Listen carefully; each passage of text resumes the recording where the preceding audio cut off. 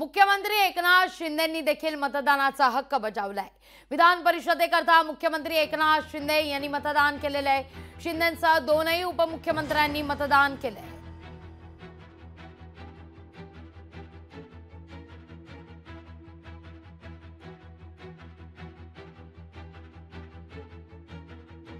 एकनाथ शिंदे यांनी या ठिकाणी मतदानाचा हक्क हा बजावलेला आहे।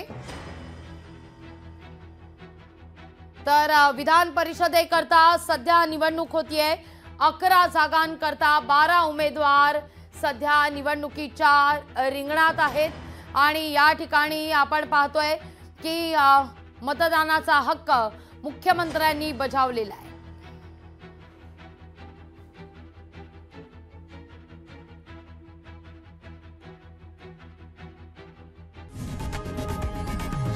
लोकशाही मराठी ऐका, पहा, जागरूक रहा।